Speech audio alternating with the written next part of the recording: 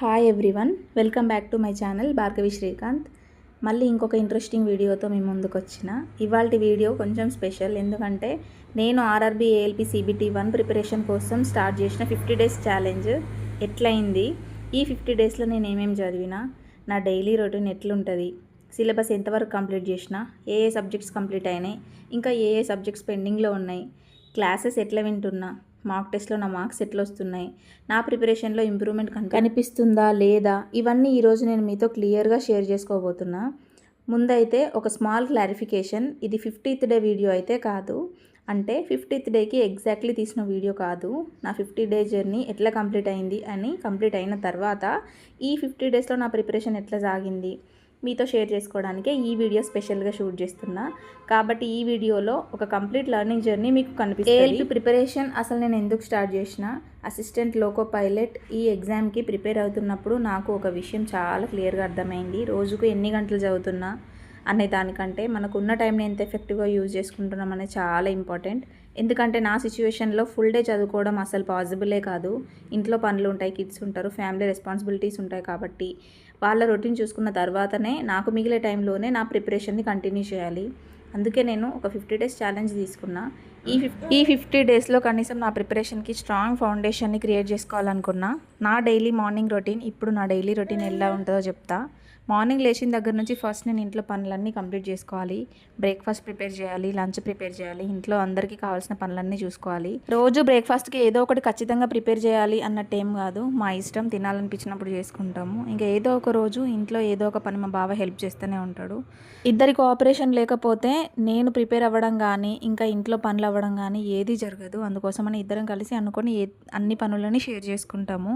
ఇంకా గున్నుని రెడీ చేసి స్కూల్కి పంపించి, అట్లనే మా బావ కూడా రెడీ అయితే డ్యూటీకి వెళ్ళిపోతాడు. అందరు ఎటోళ్ళు అటు వెళ్ళిపోయిన తర్వాత ఇంకా డాలీకి స్నానం చేపించి నేను కూడా ఫ్రెష్ అప్ అయిపోయి తనని పడుకోబెట్టి, ఆ తర్వాత నాకున్న టైంని నేను యూజ్ చేసుకోవాలి. ఇంట్లో పనులన్నీ కంప్లీట్ అయిపోయి డాలీని పడుకోబెట్టేసరికి ఇవాళ 10:40 అయిపోయింది. ఇంకా 10:40 నుంచి నాకున్న టైం 12:10 వరకు, ఆల్మోస్ట్ ఒక 1.5 అవర్ వరకు వచ్చింది. సో ఇంకా ఈ 1.5 అవర్ని ఎంత ఎఫెక్టివ్గా యూజ్ చేసుకుంటా అనేది ఇవాళ విషయము. ఇంకా ఈ 50 డేస్లో నా ప్రిపరేషన్ ఎంతవరకు వచ్చిందని షేర్ చేసుకుంటా అని చెప్పిన కదా. అయితే ఏఎల్పి ఎగ్జామ్కి జనరల్ సైన్స్ నుంచి, మ్యాథమెటిక్స్ అండ్ ఆర్థమెటిక్ నుంచి, రీజనింగ్ నుంచి టోటల్ 75 క్వశ్చన్స్ వస్తాయి. అయితే రీజనింగ్లో నాకు ఎంతో కొంత నాలెడ్జ్ అయితే ఉంది. కాబట్టి మ్యాథ్స్లో నేను చాలా వీక్ అని నాకు అనిపించింది. కాబట్టి నేను ఫస్ట్ మ్యాథ్స్ అండ్ ఆర్థమెటిక్ అయితే స్టార్ట్ చేసిన.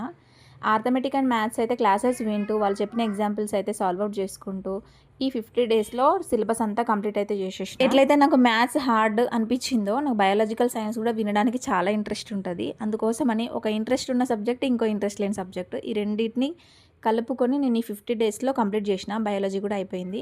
ఇంకా ఫిజిక్స్, కెమిస్ట్రీ అంటారా, డైరెక్ట్గా చదివి ఎగ్జామ్ రాసేయచ్చు అని నాకు అనిపిస్తుంది. అందుకోసమే ఇప్పటి వరకు అయితే నేను ఏఎల్పి సిబిటి 1కి నా సిలబస్ అయితే కంప్లీట్ అయిందని అనుకుంటాను. ఇంకా నేను రివిజన్ స్టార్ట్ చేసేసుకోవచ్చు. అదేంది reasoning classes, physics, chemistry classes వినకుండానే రివిజన్ స్టార్ట్ చేస్తా అంటుంది అనుకుంటానరా. ఎప్పుడైతే మనము రివిజన్ స్టార్ట్ చేస్తామో అప్పుడు ఈ reasoning and physics, chemistry subjects ముందు ప్రియారిటీ ఇచ్చుకుంటూ, ఆల్రెడీ మనము క్లాసెస్ విన్న సబ్జెక్ట్స్ ఏవైతే ఉన్నాయో ఆ టాపిక్స్ని కొంచెం తక్కువ ప్రియారిటీ తోటి, మనకు ఆల్రెడీ క్లాసెస్ విన్నవే కాబట్టి అవి ప్రాక్టీస్ చేస్తూ, ఇవి కంటిన్యూగా వీటిని బేసిక్స్ నుంచి మనము బిల్డ్ చేసుకుంటే ఈక్వల్గా అయిపోతుంది అని అందుకోసమని ఇంకా రివిజన్ కూడా స్టార్ట్ చేసేసిన. ఇంకా రివిజన్లో కూడా నెంబర్ సిస్టమ్, ఇంకా చిన్న చిన్న topics, multiplication, division, subtraction, BODMAS, fractions, అట్లా కొన్ని టాపిక్స్ అయితే కంప్లీట్ అయిపోయినాయి.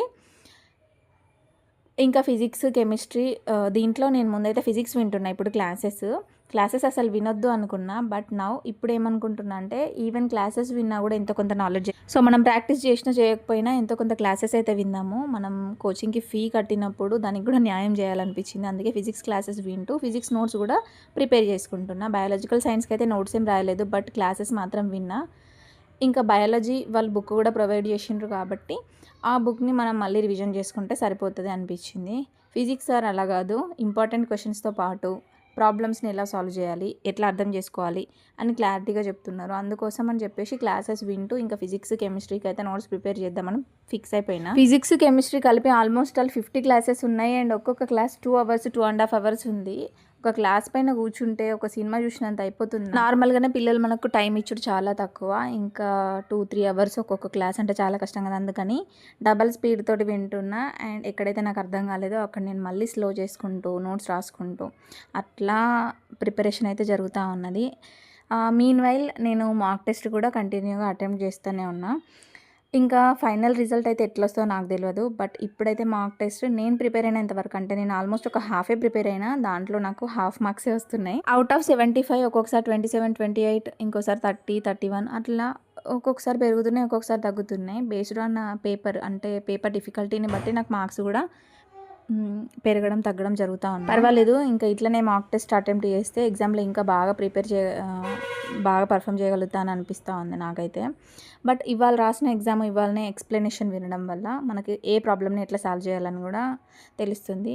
నాకు అనిపించింది ఏంటంటే రోజులు క్లాసులు విని ఇదంతా కష్టపడే బదులు డైరెక్ట్గా మాక్ టెస్ట్ రాస్తే మనం ఏ పాయింట్ ఆఫ్ వ్యూలో, అంటే ఏ పాయింట్ ఆఫ్ క్వశ్చన్లో మనం వీక్ ఉన్నామో అర్థమవుతుంది. సో దానికి సంబంధించిన ఎక్స్ప్లెనేషన్ వీడియోస్ వింటూ దానికి తగ్గట్టుగా మనం నోట్స్ ప్రిపేర్ చేసుకుంటే ఆ నోట్స్ని మనం ఎగ్జామ్కి ముందు రోజు కానీ అట్లా ప్రిపేర్ అయినాం అనుకోండి, మనకున్న వీక్ పాయింట్స్ అన్నీ కూడా స్ట్రాంగ్ అయిపోతాయి. ఇంకా నాకున్న టైం అయితే అయిపోయింది, మెకానిక్స్ క్లాస్ కూడా అయిపోయింది. Thank you for